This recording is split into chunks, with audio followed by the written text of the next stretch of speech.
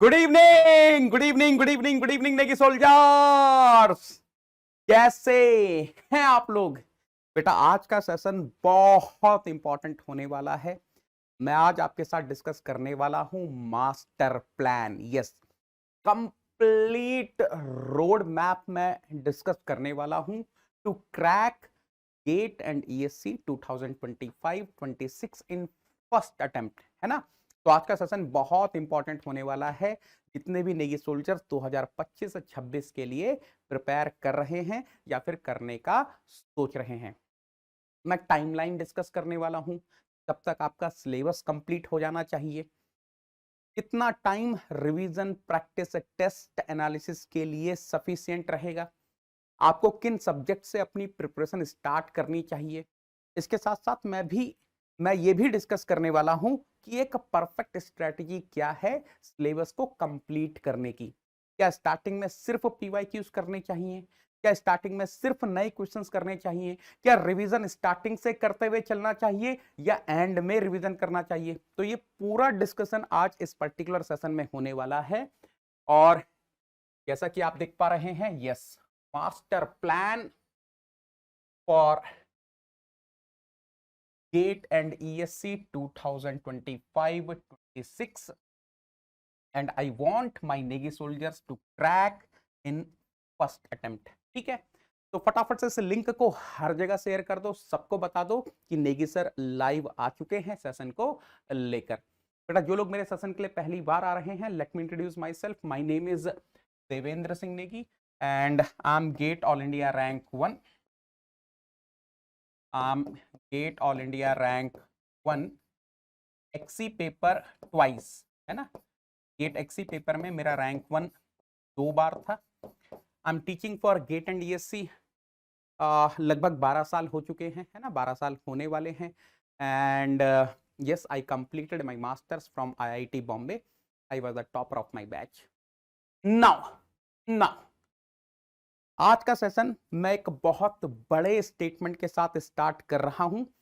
Gate is an easy exam, है ना। और ये मैं बहुत रिस्पॉन्सिबिलिटी के साथ, है ना, अपने एक कन्विक्शन के साथ, बहुत कॉन्फिडेंस के साथ बोल रहा हूं कि गेट एक इजी एग्जाम है। अगर कोई लर्नर है, अगर कोई कैंडिडेट है, अगर कोई एस्पिरेंट है, उसकी प्रिपरेशन में अगर ये 3 चीजें हैं तो 100% गेट उस लर्नर के लिए एक इजी एग्जाम ही है। पहला जो आता है वो आता है लर्नर की तरफ से। अगर लर्नर गेट एग्जाम के लिए डिसिप्लिन के साथ, डेडिकेशन के साथ, डिटर्मिनेशन के साथ, डिसिप्लिन, डिटर्मिनेशन एंड डेडिकेशन के साथ प्रिपरेशन कर रहा है, यहां पर चीजों को समझना बेटा। This is required from the learner side, candidate side, कि भाई क्लास है, लाइव क्लास है तो मुझे लाइव क्लास अटेंड करनी है तो करनी है। क्विज है तो क्विज मुझे अटेंड करना है तो करना है। एनटीपीपी मिली है, मुझे सॉल्व करना है तो करना है।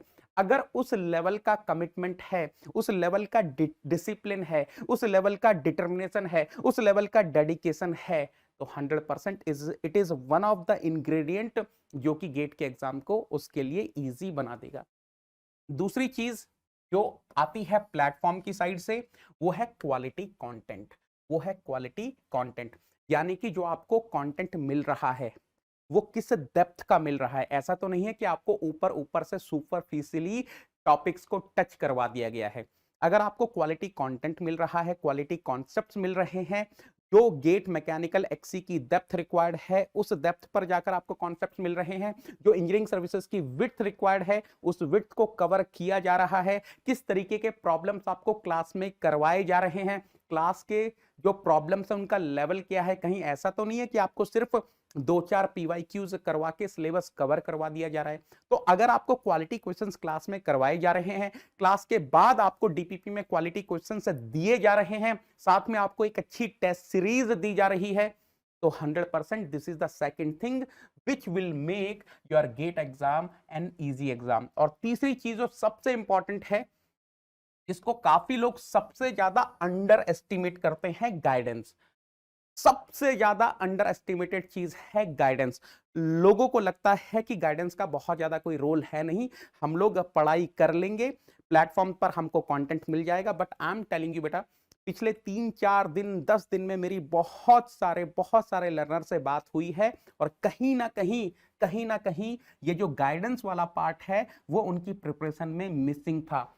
आपको क्या पढ़ना है, कितना पढ़ना है, कहां से पढ़ना है, क्या इंपॉर्टेंट है, क्या इंपॉर्टेंट नहीं है, किस तरीके से पढ़ना है, टेस्ट सीरीज कब से स्टार्ट करनी है, कब रिवीजन करना है, कैसे रिवीजन करना है, कितना रिवीजन करना है ना, क्या फ्रीक्वेंसी रहनी चाहिए, कब आपका सिलेबस कंप्लीट हो जाना चाहिए, ये सारी चीजें गाइडेंस का एक इंटीग्रल पार्ट होती है। And trust me, guidance is one of the most important factor of your preparation.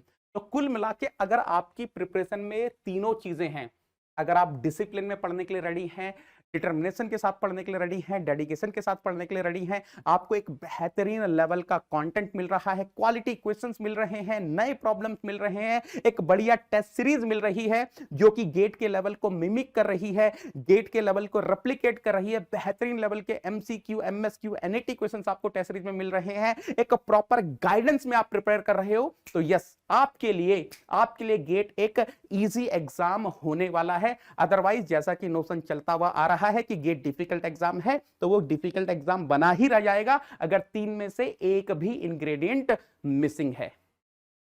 Now, अब मेरे गेट के एग्जाम को इजी बोलने का एक रीजन और भी है, क्योंकि ये नंबर्स कहीं ना कहीं उस चीज को जस्टिफाई कर रहे हैं। गेट के एग्जाम में ऐसा नहीं है कि आपको 95 मार्क्स लाने आउट ऑफ 100 या फिर 90 मार्क्स लाने हैं। अगर आप इस डेटा को देखोगे, ये मेरे पास लेटेस्ट डेटा जो 2023 का है वो अवेलेबल है। आप देख पा रहे होंगे कि जिस भी बच्चे की मैकेनिकल में 60 प्लस मार्क्स आए होंगे, या 61 बोल देता हूं रादर, जिसके भी मैकेनिकल में 61 मार्क्स आए होंगे, 60 से ज्यादा मार्क्स आए होंगे, तो उसकी रैंक 450 से नीचे ही रही होगी। उस बच्चे को पीएसयू मिल गया होगा, उस बच्चे को जो भी आईआईटी चाहिए थी या आईआईसी बेंगलोर चाहिए था मिल गया होगा। सिमिलरली एक्सी के पेपर में जिस भी बच्चे के 60 प्लस आए होंगे, उसकी रैंक 300 से नीचे रही होगी, और उसको भी काफी अच्छी अपॉर्चुनिटीज आईआईटीज में, आईआईसी बेंगलोर में मिल गई होगी। तो यार, एक ऐसा एग्जाम जहां पर 15 मार्क्स का एप्टीट्यूड है, 13 मार्क्स का मैथमेटिक्स है जो कि प्योरली प्रैक्टिस बेस्ड चीजें हैं, 72 मार्क्स का टेक्निकल है जो कि आप मैकेनिकल में पढ़ते हैं, उस एग्जाम में अगर आप 100 में से 100 मार्क्स नहीं ला पा रहे हैं, तो फिर यार कहीं ना कहीं आपकी जो प्रिपरेशन है उसमें कहीं ना कहीं कुछ गड़बड़ जरूर है। तो यार अनअकैडमी पर जब आप आते हो, तो ये आपकी साइड वाला पार्ट है, ये अनअकैडमी प्लेटफॉर्म की साइड वाला पार्ट है, एंड ऑफ कोर्स ये मेरा पार्ट है, क्योंकि अगर आप नेगेटिव लगाकर आते हो तो आई विल मेक श्योर कि आप अपना जो भी अटेम्प्ट लिख रहे हैं वो आपका बेस्ट अटेम्प्ट हो, आप एग्जामिनेशन हॉल में एक बेस्ट परफॉर्मेंस दे पाओ। चलो, now now let us suppose आपने मन बना लिया है 2025 के लिए प्रिपेयर करने का, गेट 2025 मैकेनिकल एक्सी के लिए प्रिपेयर करने का आपने मन बना लिया है, तो आपके दिमाग में एक क्वेरी ये आ रही होगी कि सर, अगर मैं आज से अपनी प्रिपरेशन स्टार्ट करता हूं, कल से अपनी प्रिपरेशन स्टार्ट करता हूं, तो क्या मेरे पास सफिशिएंट टाइम है सिलेबस को कंप्लीट करने का, रिवीजन करने का, प्रैक्टिस करने का, एनालिसिस करने का, टेस्ट सीरीज लिखने का? तो मैं यार यहां पर एक चीज बता दूं बेटा, जो जो मैंने एक टाइमलाइन बनाई है, मैं उसको थोड़ा सा डिस्कस कर लेता हूं। मेरे अकॉर्डिंग अगर आपको गेट का सिलेबस बहुत अच्छे से कवर करना है, अगर आपको गेट का सिलेबस बहुत अच्छे से कवर करना है, हर चीज को डेप्थ में समझते हुए चलना है, हर कॉन्सेप्ट को समझते हुए चलना है, हर डेरिवेशन को करते हुए चलना है, हर डेरिवेशन को समझते हुए चलना है, हर टॉपिक के बाद प्रॉब्लम सॉल्व करते हुए चलना है, तो मेरी जो कैलकुलेशन है उसके अकॉर्डिंग आपको सिलेबस कंप्लीट करने के लिए 1380 घंटे लगता है। ये मेरा ओपिनियन है। जब आप हर चीज, जिस तरीके से मैं हर चीज डेप्थ में पढ़ाते हुए चलता हूं, अगर उस तरीके की डेप्थ में जाकर आप मैकेनिकल के सारे सब्जेक्ट्स कवर करेंगे इंक्लूडिंग एप्टीट्यूड एंड मैथमेटिक्स, तो लगभग 1380 घंटे लगते हैं।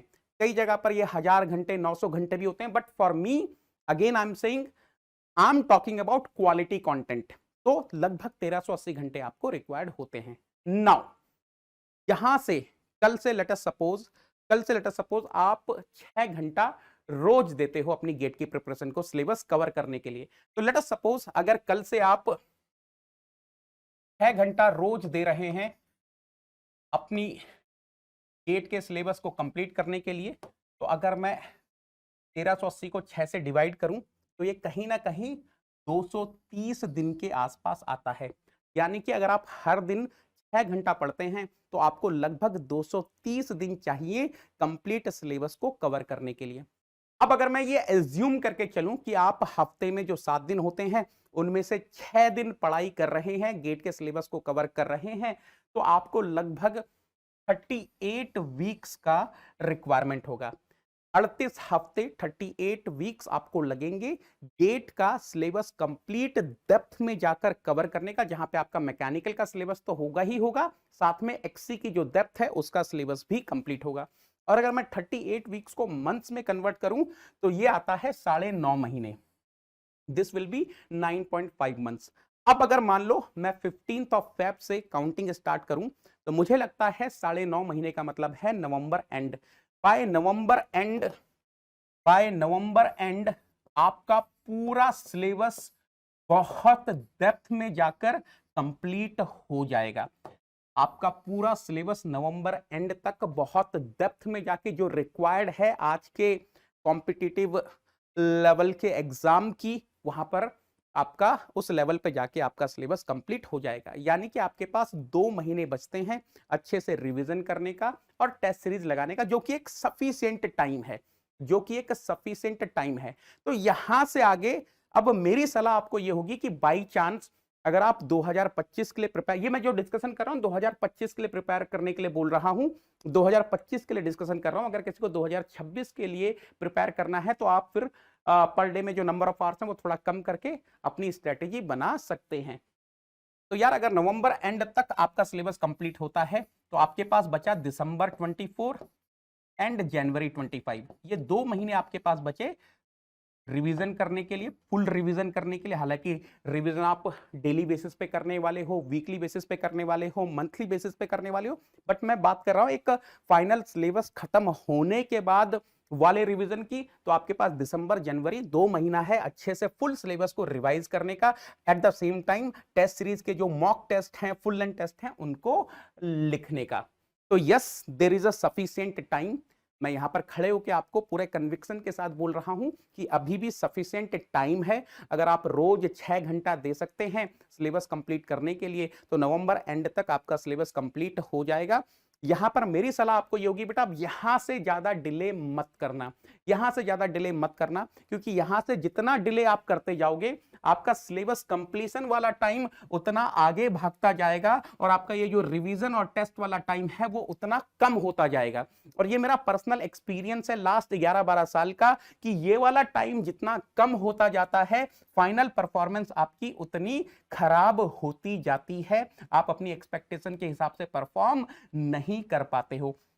2 महीना ऑप्टिमम होता है, 60 दिन 70 दिन ऑप्टिमम होते हैं रिवीजन करने के लिए, टेस्ट सीरीज लिखने के लिए। तो आप कोशिश करना कि आपका सिलेबस नवंबर एंड तक हो जाए, और ये पॉसिबल है अगर हर दिन आप 6 घंटा देते हैं, मंडे टू सैटरडे आप 6 घंटा देते हैं अपने सिलेबस को कंप्लीट करने के लिए। तो पॉइंट नंबर 1 जो मैं यहां पर आपको बताना चाह रहा हूं, yes you are having sufficient time but don't delay beyond this, start your preparation as soon as possible।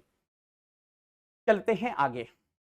Now sir हमने मन बना लिया है, सर हम कल से अपनी प्रिपरेशन स्टार्ट करना चाह रहे हैं, अब आप एक स्ट्रेटेजी बता दो कि अगर हम अनअकैडमी प्लस का सब्सक्रिप्शन लेते हैं या किसी XYZ का सब्सक्रिप्शन लेते हैं तो हम किस तरीके से अपनी प्रिपरेशन को एक बेस्ट वे में स्टार्ट कर सकते हैं, क्या स्ट्रेटेजी हमारी रहनी चाहिए। तो बेटा अगर आप 2025 के लिए प्रिपेयर कर रहे हैं तो first thing which I am saying is a big no to the reference books. कई बार लर्नर जो होते हैं वो इस फेर में पड़ जाते हैं कि सर हम तो रेफरेंस बुक्स पढ़ेंगे, हम सर वहां से नॉलेज गेन करेंगे, सर वहां से हम प्रॉब्लम्स लगाएंगे। नो बेटा, you don't have that much time. आपके पास सिलेबस कंप्लीट करने के लिए केवल 9.5 महीने हैं। आपके पास इतना टाइम नहीं है कि आप हर सब्जेक्ट के लिए बुक्स पढ़ोगे फिर वहां से क्वेश्चंस लगाओगे। तो पहली चीज, आपको रेफरेंस बुक्स को फॉलो करने की रिक्वायरमेंट नहीं है। तो सर आप बोल रहे हो रेफरेंस बुक्स को फॉलो नहीं करना है, तो सर क्या चीज हम फॉलो करें। यहां पर भी आपने ज्वाइन किया है, फॉर एग्जांपल अनअकैडमी प्लस का अगर आपने सब्सक्रिप्शन लिया है तो सिर्फ और सिर्फ जो भी प्लस की क्लासेस के वीडियोस हैं वो आपको फॉलो करने हैं, and trust me these videos are more than sufficient to give you the depth of the concepts, to give you the knowledge of the conceptual concepts.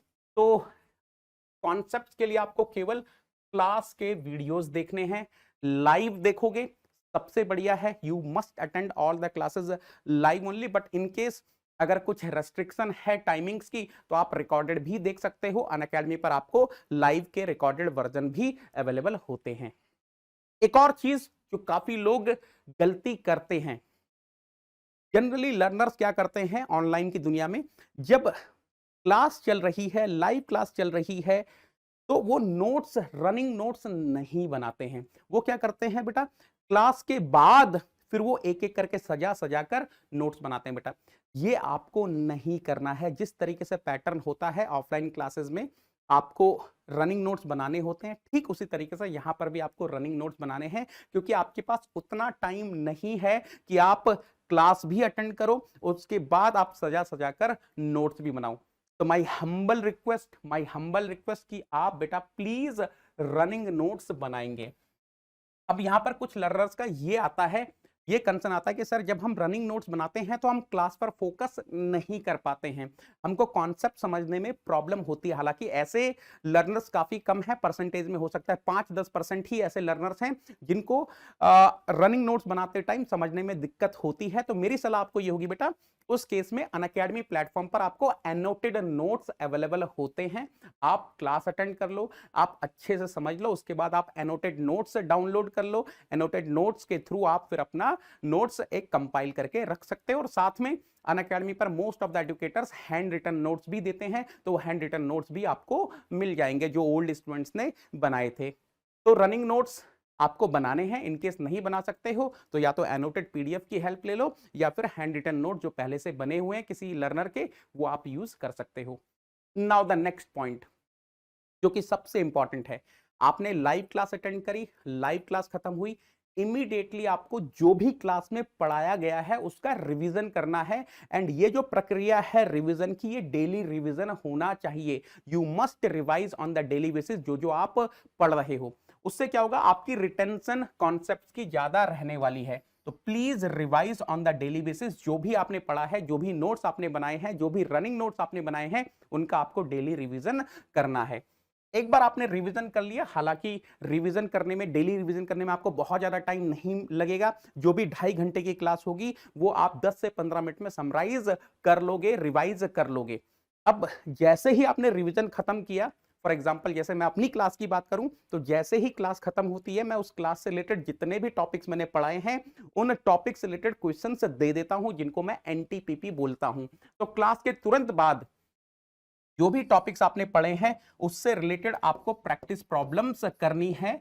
और मेरी क्लास के जो प्रैक्टिस प्रॉब्लम्स हैं, डेली प्रैक्टिस प्रॉब्लम्स हैं, उनका नाम है Negi 10 practice problems. जितने भी सब्जेक्ट्स में पढ़ाता हूं, हर सब्जेक्ट का Negi 10 practice problems on the daily basis I am giving, जो भी टॉपिक्स कवर होते हैं। फॉर एग्जांपल अगर मैं आज की क्लास की बात करूं तो आज मैंने मिक्सिंग चैम्बर पढ़ाया है, आज मैंने हीट एक्सचेंजर का कॉन्सेप्ट पढ़ाया है। तो ऑलरेडी नेगी सोल्जर्स को मैंने मिक्सिंग चैम्बर, हीट एक्सचेंजर के ऑलरेडी डेली प्रैक्टिस प्रॉब्लम यानी कि एनटीपीपी दे दी है। अब आपने एनटीपीपी सॉल्व कर ली, इसमें आपको 1-1.5 घंटा लगेगा सॉल्व करने में। इसके बाद एनटीपीपी में आपको नए क्वेश्चंस मिले, इसके बाद आपको पीवाईक्यूज साइमल्टेनियसली करने हैं, क्लास के साथ साथ करने हैं। कई बार लोग ये गलती करते हैं कि पीवाईक्यूज सोचते हैं कि सर जब एक बार चैप्टर खत्म हो जाएगा या फिर सब्जेक्ट खत्म हो जाएगा तब हम पीवाईक्यूज करेंगे। बेटा ये बहुत ही रॉन्ग प्रैक्टिस है अकॉर्डिंग टू मी। जो भी टॉपिक्स आपने आज पढ़े हैं क्लास में, फॉर एग्जांपल मैंने heat exchanger, mixing chamber, heat exchanger पढ़ाया है, तो उसके आपने नए क्वेश्चंस कर लिए एनटीपीपी में। इसके साथ साथ अब आपको पीवाईक्यूज करने हैं। जितने भी questions mixing chamber, heat exchanger से आए हैं वो सारे के सारे क्वेश्चंस आपको उसी दिन सॉल्व कर लेने हैं जिस दिन आपने पढ़ा है टॉपिक, यानी कि आज। देखो अगर आप देखोगे तो मैं कुछ इस तरीके से क्वेश्चंस देता हूं। नए क्वेश्चंस एनटीपीपी में आ गए और ये सारे पीवाईक्यूज हो गए। एक और चीज मैं यहां पे बोलना चाहूंगा बेटा, जब मैं बात कर रहा हूं पीवाईक्यूज की, जब मैं बात कर रहा हूं पीवाईक्यूज की, तो ऐसा नहीं है कि सिर्फ आपको मैकेनिकल के थर्मोडायनेमिक्स के पीवाईक्यूज करने हैं, आपको एक्सी के पीवाईक्यूज भी करने हैं, आपको केमिकल के पीवाईक्यूज भी करने हैं, आपको पीआई के पीवाईक्यूज भी करने हैं, आपको मेटलर्जी के पीवाईक्यूज भी करने हैं, आपको फिजिक्स के पीवाईक्यूज भी करने हैं, आपको एरोस्पेस के पीवाईक्यूज भी करने हैं, आपको केमिस्ट्री के पीवाईक्यूज भी करने हैं। फॉर एग्जांपल ये एक टॉपिक है मैक्सवेल रिलेशंस, अगर आप देखेंगे ये 2022 एक्सी का पीवाईक्यू है, ये 2021 एमई का पीवाईक्यू है, 2021 एक्सी का पीवाईक्यू है, 2019 एमई का पीवाईक्यू है, 2019 एक्सी का पीवाईक्यू है, 2017 एक्सी का पीवाईक्यू है, 2017 केमिस्ट्री का पीवाईक्यू है, 2016 एक्सी का पीवाईक्यू है, 2014 केमिकल का पीवाईक्यू है, 2013 एक्सी का पीवाईक्यू है। तो try to understand, be clear with the definition of PYQs. काफी लोगों को ये क्लैरिटी नहीं होती है कि पीवाईक्यूज का मतलब क्या है। बेटा पीवाईक्यूज का मतलब है कि वो जो पर्टिकुलर सब्जेक्ट है वो जितने भी गेट के पेपर्स में है उन सब के पीवाईक्यूज आपको करने हैं। फॉर एग्जांपल अगर मैं फ्लूइड मैकेनिक्स की बात करूं तो आपको मैकेनिकल के पीवाईक्यूज करने हैं, आपको एक्सी के करने हैं, आपको सिविल के करने हैं, आपको केमिकल के करने हैं, आपको पीआई के करने हैं, आपको मेटलर्जी के करने हैं, आपको एरोस्पेस के करने हैं। ठीक है, नाउ आपने सोने से पहले, आपने वो दिन खत्म होने से पहले जो भी टॉपिक आपने पढ़ा है उसका रिवीजन कर लिया, उसके नए क्वेश्चंस कर लिए, उसके पीवाईक्यूज लगा लिए। बेटा ये एक परफेक्ट स्ट्रेटेजी की मैं बात कर रहा हूं जो कि आपको फॉलो करनी चाहिए अगर आप चाहते हो कि गेट एग्जाम में आपकी एक अच्छी रैंक आए, सिंगल डिजिट रैंक आए, डबल डिजिट रैंक आए, पहले अटेम्प्ट में आए। देखो अब जब आप क्वेश्चन सॉल्व कर रहे हो तो बहुत बार ऐसा होगा कि जब आप क्वेश्चन सॉल्व कर रहे हो पहले अटेम्प्ट में आपसे क्वेश्चन नहीं बनेगा, क्योंकि मैं जितने भी नए क्वेश्चंस देता हूं उसमें हो सकता है कि आपसे अगर मैंने 10 क्वेश्चन आपको दिए तो 10 में से आपसे 6 बने, 4 नहीं बने। तो जो क्वेश्चन आपसे पहले अटेम्प्ट में नहीं बन रहे हैं वहां पर आपको क्या करना है, एक मार्किंग करनी है, मार्किंग करनी है, एक स्टार मार्क लगा दो ताकि ताकि आपको ये पता रहे कि ये जो क्वेश्चन है मैं पहले अटेम्प्ट में नहीं कर पाया था। अब फ्यूचर में आपको क्या करना है, ये जो स्टार मार्क वाले क्वेश्चंस हैं इन्हीं को ही दोबारा सॉल्व करना है। अरे चंपू जो क्वेश्चंस पहले अटेम्प्ट में बन गए तो वो तो दूसरे अटेम्प्ट में भी बन ही जाएंगे, तो दोबारा से आपको सारे क्वेश्चंस नहीं सॉल्व करने, आपको केवल वही क्वेश्चन दोबारा से सॉल्व करने हैं जो आप पहले अटेम्प्ट में सॉल्व नहीं कर पाए थे। ये डेली बेसिस का रूटीन है। मान लो 10 दिन में आपका एक चैप्टर खत्म हो गया, या 8 दिन में आपका एक चैप्टर खत्म हो गया, या फिर 6 दिन में आपका एक चैप्टर खत्म हो गया। जैसे ही आपका चैप्टर खत्म हुआ अब आपको इस पूरे चैप्टर को समराइज करना है, अपनी लैंग्वेज में समराइज करना है, जितना कंसाइज हो सके उस कंसाइज वे में समराइज करना है, यानी कि आपको शॉर्ट नोट्स बनाने हैं, यानी कि आपको शॉर्ट नोट्स बनाने हैं। शॉर्ट नोट्स में जो भी इंपॉर्टेंट चीजें हैं, जितने भी इंपॉर्टेंट फार्मूलाज हैं, जितने भी इंपॉर्टेंट कॉन्सेप्ट्स हैं, वो बहुत ही कंसाइज वे में आपको लिखना है। एक बार आपने शॉर्ट नोट्स बना दिया, हालांकि अभी आपको शॉर्ट नोट्स की वैल्यू समझ में नहीं आएगी, लेकिन जब आपका सिलेबस खत्म हो रहा होगा नवंबर एंड में, जब आप दिसंबर में, जनवरी में रिवीजन कर रहे होंगे, तो ये रिवीजन के टाइम पर आपको ये शॉर्ट नोट्स बहुत हेल्प करने वाले हैं। रिवीजन के टाइम पर ये जो शॉर्ट नोट्स हैं ये आपको बहुत हेल्प करने वाले हैं, क्योंकि जब रिवीजन करते हैं तो यार आपके पास उतना टाइम नहीं होता कि आप एक एक नोटबुक जो आपकी भरी हुई है उसको पलट कर देखेंगे कि इसमें मैंने क्या लिखा था, इसमें क्या नहीं लिखा था। तो वहां पर आपको शॉर्ट नोट्स काफी हेल्प करने वाले हैं। आपने शॉर्ट नोट्स बना लिए, अब आपको एक और चीज का जो ध्यान रखना है, जो कि बहुत इंपॉर्टेंट चीज है प्रिपरेशन का, लेकिन कहीं ना कहीं ये नेग्लेक्ट हो जाती है। मैं बार बार बोल रहा हूं, revision is the integral part of your preparation. आपको डेली बेसिस पे रिवीजन करना है, आपको वीकली बेसिस पे भी रिवीजन करना है। आपकी क्लासेस मंडे टू सैटरडे हैं, संडे को आप रिवीजन करेंगे। जो भी मंडे टू सैटरडे आपने पढ़ा है उसका संडे को आप एक बार रिवीजन कर लो। पीरियोडिक रिवीजन आपको करना है। आपका सब्जेक्ट खत्म हो चुका है, किसी एक दिन आपको उस पूरे सब्जेक्ट का रिवीजन कर लेना है। In GATE exam it is not important कि आपने कितना सिलेबस कवर किया है, द मोस्ट इंपॉर्टेंट थिंग जो आपने कवर किया है उसको आप कितना रिटेन कर पा रहे हो। आपने 100 नंबर का सिलेबस कंप्लीट किया है लेकिन आप 40 नंबर का रिटेन नहीं कर पा रहे हो, इट इज वेस्ट। आपने 80 नंबर का कवर किया है, आप 80 के 80 नंबर का रिटेन कर पा रहे हो, this is the thing which is going to give you the rank, this is the thing which is going to fetch you the rank. Now आप रिवीजन करते जा रहे हो वीकली बेसिस पे। अब एक और चीज जो सबसे इंपॉर्टेंट है, आपको अपने आप को इवैल्यूएट करना है, आपको अपने आप को सेल्फ इवैल्यूएट करना है। ऐसा नहीं कि सीधा हम गेट के एग्जाम में जाके देखेंगे कि हमने कितना पढ़ा है और कितने मार्क्स आ रहे हैं। कंटिन्यूअसली आपको अपने आप को सेल्फ इवेल्युएट करना with the help of quizzes, with the help of topic wise test of the test series. जी हाँ दोस्तों, अनअकैडमी प्लेटफॉर्म पर आपको हर 2 हफ्ते में एक क्विज मिलेगी, कई बार वीकली बेसिस पे आपको क्विज मिलेगी। आपको टेस्ट सीरीज मिलने वाली है जिसका नाम है विराट टेस्ट सीरीज। यस, जब आप सब्सक्रिप्शन लेते हैं तो विराट टेस्ट सीरीज आपके सब्सक्रिप्शन में ही अवेलेबल होती है, जहां पर आपको टॉपिक वाइज टेस्ट मिल रहे होंगे। आपने टॉपिक्स पढ़े, टॉपिक वाइज टेस्ट लिख लिया। आपके जो भी एजुकेटर हैं वो आपके लिए बाई वीकली क्विजेस कंडक्ट कर रहे होंगे या फिर वीकली बेसिस पे क्विजेस कंडक्ट कर रहे होंगे। आपको एक भी क्विज मिस नहीं करना है। नाउ जैसे जैसे आपका सब्जेक्ट्स खत्म होते जाएंगे, आपको सब्जेक्ट वाइज टेस्ट लिखना है और ये सारी चीजें आपको संडे वाले दिन करनी है, चाहे वो बाई वीकली क्विजेस हैं या फिर टॉपिक वाइज टेस्ट हैं या फिर सब्जेक्ट वाइज टेस्ट हैं। ये सारा आपका संडे को होगा। मंडे टू सैटरडे आपको लर्निंग के लिए रखना है, एनटीपीपी सॉल्व करने के लिए रखना है, पीवाईक्यू सॉल्व करने के लिए रखना है, डेली रिविजन के लिए रखना है। अगर आप इस प्रोसेस को कंटिन्यूअसली फॉलो करते हैं up to November end, trust me, आपका कॉन्फिडेंस इस लेवल पे पहुंच जाएगा कि आप खुद बोलोगे कि सर अब डर नहीं लग रहा है, मेरा पूरा सिलेबस कंप्लीट हो चुका है और अच्छे से कंप्लीट हो चुका है। रिमेंबर बेटा, यहां पे जो मैंने नंबर ऑफ आवर्स लिखे थे 1380, वो मैंने उस हिसाब से लिखे हैं जिस हिसाब से मैं पढ़ाता हूं। एकदम डेप्थ में जाके एक एक डेरिवेशन करवाता हूं, एक एक चीज को एक्सप्लेन करते हुए चलता हूं, एक एक टॉपिक पर वैरायटी के क्वेश्चंस करवाते हुए चलता हूं। तो उस लेवल पे जाकर अगर आप सिलेबस कंप्लीट कर रहे हो, नवंबर एंड तक अगर आपने कर लिया, तो 100% आप एक अच्छी रैंक लाने की रेस में आ चुके हो। अब आपकी रैंक कितनी अच्छी आएगी वो इस चीज पर डिपेंड करेगा कि नवंबर एंड सिलेबस कंप्लीट होने के बाद आप फुल सिलेबस का रिवीजन कितने अच्छे से कर रहे हो, आप फुल सिलेबस का रिवीजन कितने अच्छे से कर रहे हो, जो क्वेश्चंस आपके स्टार मार्क थे उनकी प्रैक्टिस आप कितने अच्छे से कर रहे हो, जो आपको विराट टेस्ट सीरीज मिली है उस टेस्ट सीरीज को आप कितने अच्छे से लगा रहे हो, उसके full length test, mock test आप कितने फ्रीक्वेंटली लगा रहे हो, कितने अच्छे से लगा रहे हो, एंड एट द एंड जो टेस्ट सीरीज आप लिख रहे हो उसकी एनालिसिस आप कितने अच्छे से कर रहे हो। ये सर एनालिसिस कैसे करते हैं बेटा, ये मेरी जिम्मेदारी है, don't worry about this. Sir analysis कैसे की जाती है टेस्ट सीरीज की, ये मैं बताऊंगा, इसी के लिए तो आप निगेटन लगा रहे हो ना।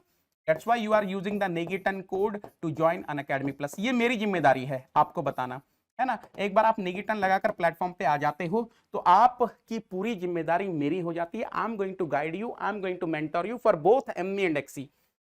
नाउ अब आपके दिमाग में एक और क्वेश्चन आ रहा होगा कि सर बेस्ट टाइम क्या है प्रिपरेशन स्टार्ट करने का, और सर बेस्ट सब्जेक्ट्स कौन से हैं प्रिपरेशन स्टार्ट करने का। तो मैं ज्यूम करके चल रहा हूं, या तो अभी आप 6 सेमेस्टर में आ चुके हो या फिर आप अभी 4 सेमेस्टर में आ चुके हो, है ना। बाकी पास आउट्स वाले के लिए या फिर जो अभी 4th ईयर में उनके लिए तो ऑफ कोर्स कंपलसरी है। नाउ बेटा, अगर आप 6th सेमेस्टर में आ चुके हो तो आपको फरवरी 2024 से अपनी प्रिपरेशन स्टार्ट कर देनी चाहिए, ताकि मैं लिख भी देता हूं जो मेरे निगी सोल्जर्स ऐसे हैं जो अभी 6th सेमेस्टर में आए हैं, जो कि अभी 6th सेमेस्टर में आए हैं, तो मेरी सलाह आपको ये होगी बेटा, आप अपनी प्रिपरेशन फरवरी 2024 से स्टार्ट कर दो, फेब 2024 से स्टार्ट कर दो, क्योंकि अब आपके पास कॉलेज के साथ साथ एक लास्ट अटेम्प्ट बचा है गेट 2025 का। गेट 2025 का अगर आप एक साल में अच्छे से प्रिपेयर करके एक अच्छी रैंक ले आते हो, तो जब आप कॉलेज से बाहर निकल रहे होंगे तो एक अच्छी अपॉर्चुनिटी के साथ बाहर निकल रहे होंगे, चाहे वो पीएसयू की अपॉर्चुनिटी है या आईआईसी बेंगलोर की अपॉर्चुनिटी है या फिर आईआईटी बॉम्बे या फिर इस तरीके की ओल्ड आईआईटीज की अपॉर्चुनिटी है।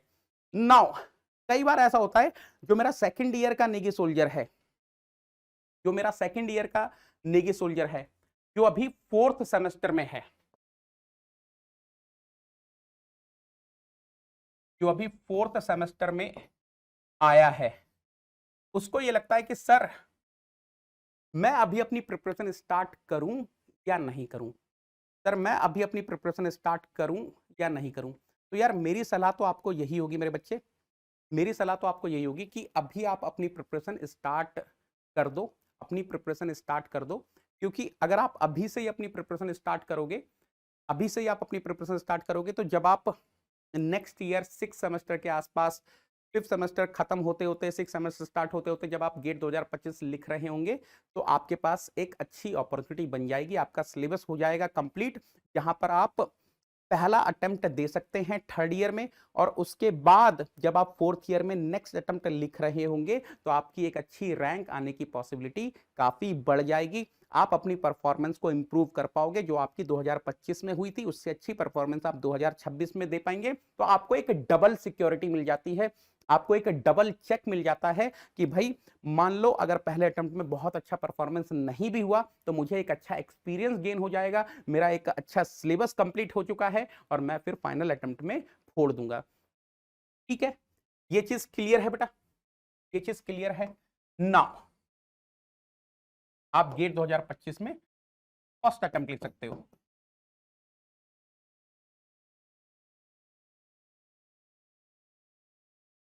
ना सर, कौन कौन से ऐसे सब्जेक्ट्स हैं जिनसे मुझे अपनी प्रिपरेशन स्टार्ट करनी चाहिए? एक आइडियल प्रिपरेशन स्ट्रेटेजी क्या होनी चाहिए, किन सब्जेक्ट से मुझे अपने अपना अपना अपना गेट की प्रिपरेशन स्टार्ट करनी चाहिए? तो बेटा कुछ सब्जेक्ट्स हैं जो मुझे लगता है कि अगर आप इनसे स्टार्ट करोगे तो काफी अच्छा रहेगा। For example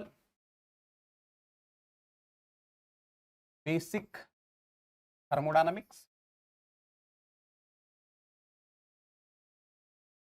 basic thermodynamics,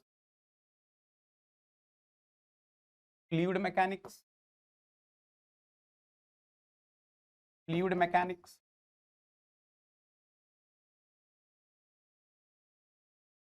engineering mechanics,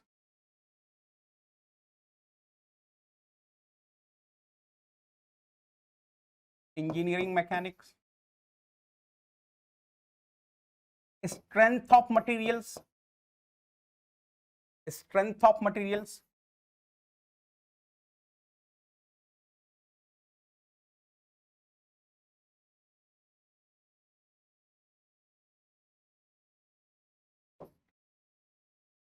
engineering mathematics,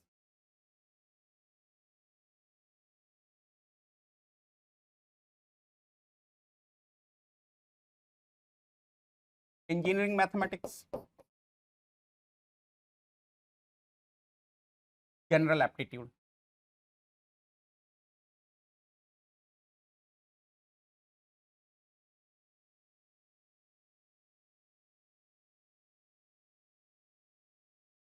general aptitude, ये 6 सब्जेक्ट हैं बेटा, ये 6 सब्जेक्ट हैं जिनके साथ आप अपनी प्रिपरेशन स्टार्ट कर सकते हैं। मैं लिख देता हूं छठा सब्जेक्ट भी,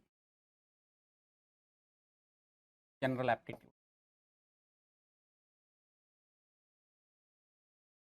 अब आपके दिमाग में आ रहा होगा कि सर आप ऐसा ही क्यों बोल रहे हो, इन्हीं सब्जेक्ट के साथ हमको प्रिपरेशन स्टार्ट करनी है?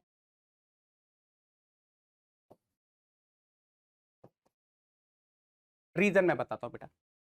देखो, सबसे पहली बात तो यार ये जो 6 सब्जेक्ट अभी मैंने आप लोगों के सामने लिखे हैं ये बहुत बेसिक सब्जेक्ट्स हैं, मतलब इनको पढ़ने के लिए ऐसा नहीं कि आपको प्रायर किसी और सब्जेक्ट की नॉलेज होना कंपलसरी है।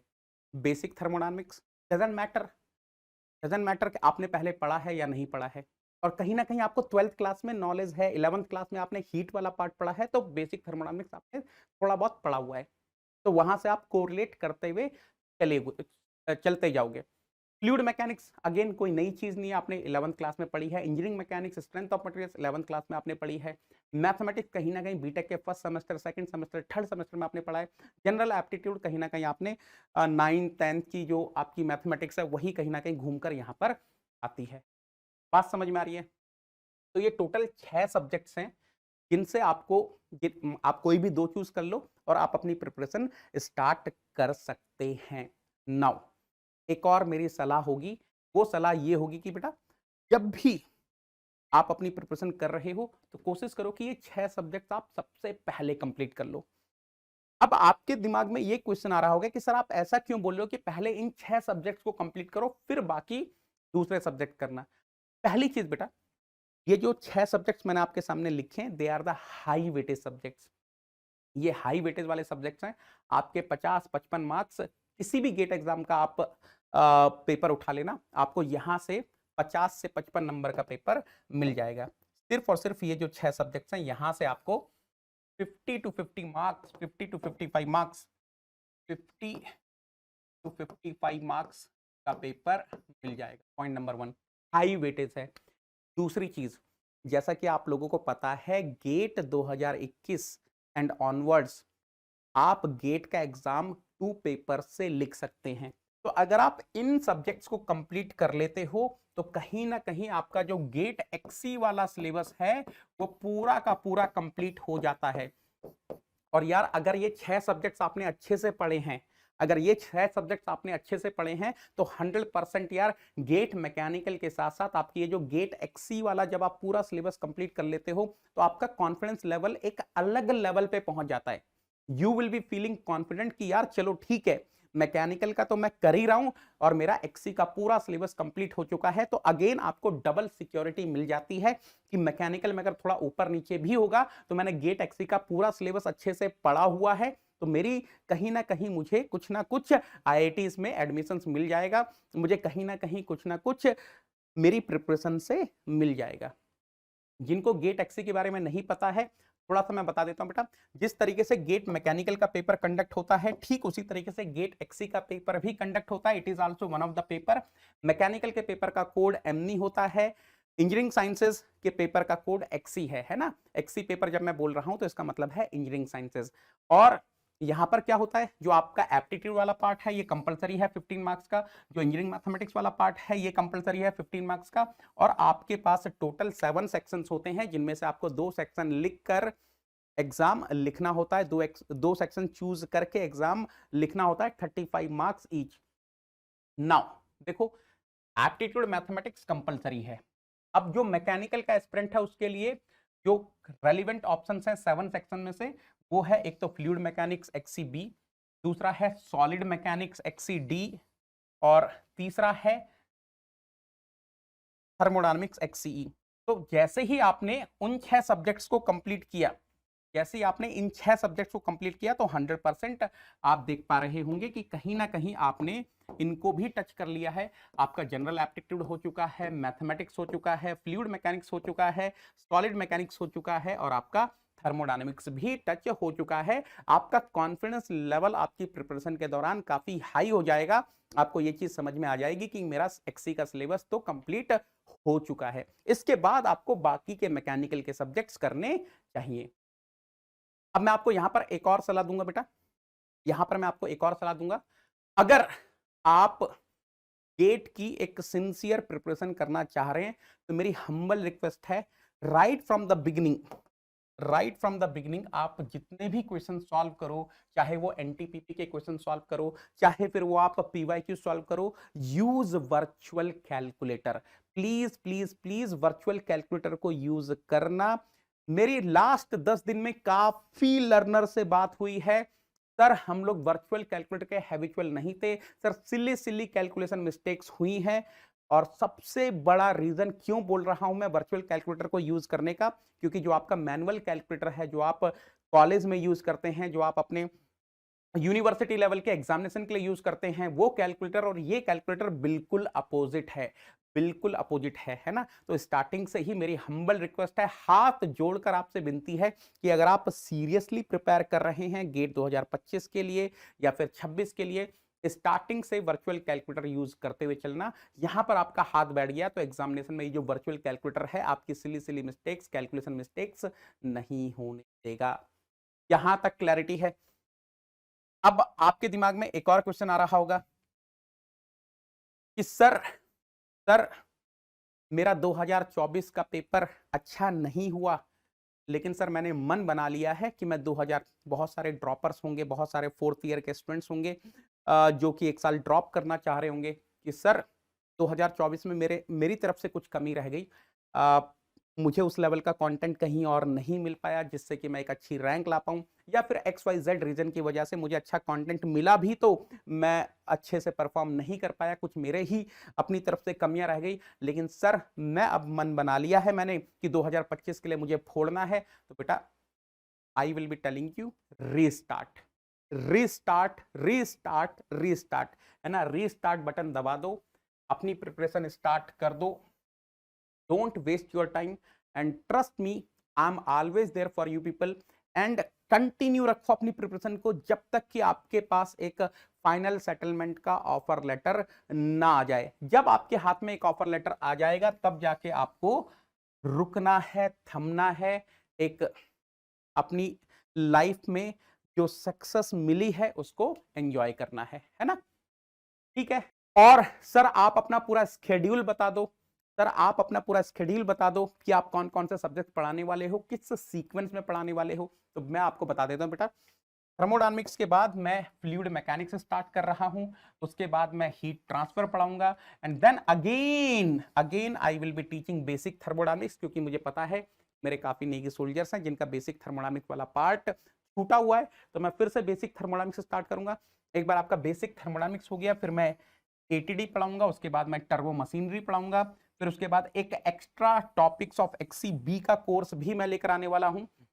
जो एक्सीबी का फ्लूइड मैकेनिक्स है उसमें कुछ टॉपिक्स ऐसे हैं, कुछ चैप्टर्स ऐसे हैं जो कि मैकेनिकल में नहीं है, तो ये जो एक्स्ट्रा टॉपिक्स ऑफ एक्सीबी है, चाहे वो पोटेंशियल फ्लो है, चाहे फिर वो आपका exact solutions of Navier-Stokes equation है, वो पूरा मैं आपको पढ़ाने वाला हूं एक सेपरेट कोर्स में।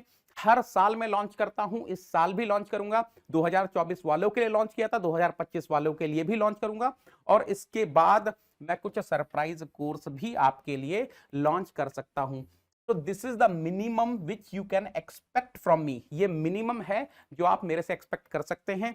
इसके अलावा मैं कुछ सरप्राइजेस आपके लिए लॉन्च कर सकता हूं। क्लियर है बेटा? क्लियर है? तो यस, आपको फिर बता दूं, अनअकैडमी प्लस पर अभी मैं थर्मोडायनामिक्स पढ़ा रहा हूं। 16 फरवरी से आप मेरे साथ लाइव जुड़ सकते हैं सेकंड लॉ ऑफ थर्मोडायनामिक्स के लिए 6 PM टू 9 PM वाले स्लॉट में। उसके अलावा ये सारे कोर्सेज मेरे लाइव आने वाले हैं, है ना? ये जितने भी कोर्सेज हैं, each and every course will be live, है ना? ये अनअकैडमी प्लस पर हम लाइव ही पढ़ाते हैं, तो ये सारे के सारे कोर्सेज आपको मेरी तरफ से लाइव मिलने वाले हैं। एंड ऑफ कोर्स जो मैंने आपको डेडलाइन दी है नवंबर एंड, उससे पहले पहले ही ये सारे कोर्सेज आपके खत्म होने वाले हैं with complete depth of GATE mechanical engineering service examination, GATE ESE paper. ठीक है, वाले स्लॉट में आपको अगर किसी भी तरीके की कोई भी क्वेरी है तो आप मेरे से डिस्कस कर सकते हैं। आस्क निकिटन एनीथिंग सेशन में लेकर आ रहा हूं, गेट एंड ईएससी स्पेशल है। आपको किसी भी तरीके की कोई भी कंफ्यूजन है अपनी प्रिपरेशन रिलेटेड, आपको कुछ भी पूछना है, आप मेरे से यहाँ पर डिस्कस कर सकते हैं।